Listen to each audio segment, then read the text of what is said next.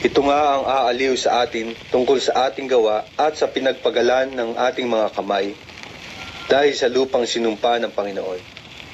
At nabuhay si Lamech pagkatapos na maipanganak si Noe ng 595 taon at nagkaanak ng mga lalaki at mga babae. At ang lahat na naging araw ni Lamech ay 777 taon at namatay. At si Noe ay may 500 taon at naging anak ni Noe si Sem, si Siyam at si Japet.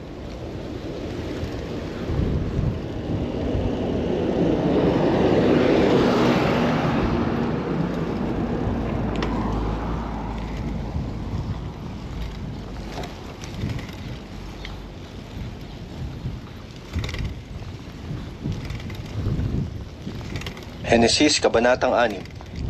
At nangyari nang magpasimula na dumami ang mga tao sa balat ng lupa at mga kaanak ng mga babae na nakita ng mga anak ng Diyos na magaganda ang mga anak na babae ng mga tao. At sila'y nangagsikuha ng kani-kanyang asawa sa lahat ng kanilang pinili. At sinabi ng Panginoon, ang aking espiritu ay hindi makikipagpunyagi sa tao magpakailanman, sapagkat siya may laman.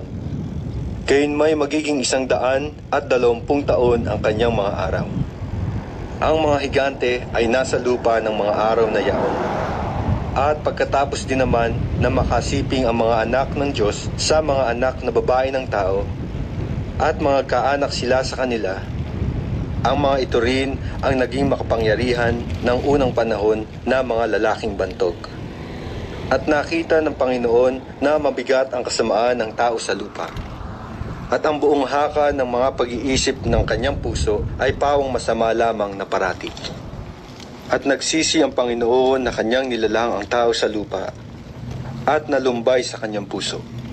At sinabi ng Panginoon, lilipulin ko ang tao na aking nilalang sa ibabaw ng lupa.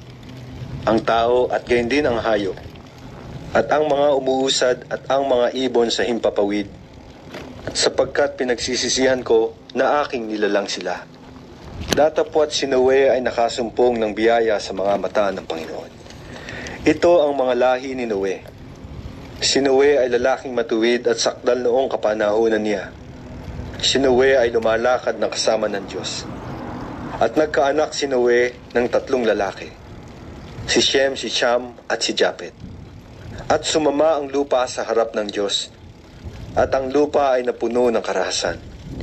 At tinignan ng Diyos ang lupa, at narito sumama, sapagkat pinasama ng lahat ng tao ang kanilang paglakad sa ibabaw ng lupa.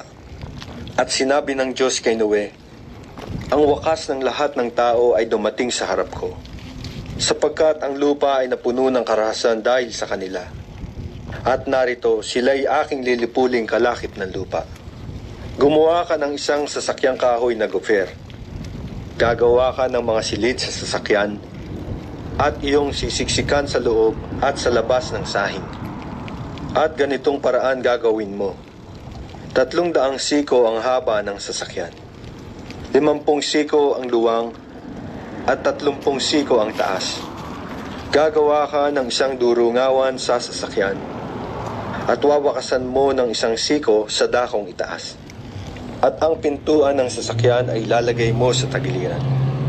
Gagawin mong may lapag sa lalong mababa, pangalawa at pangatlo.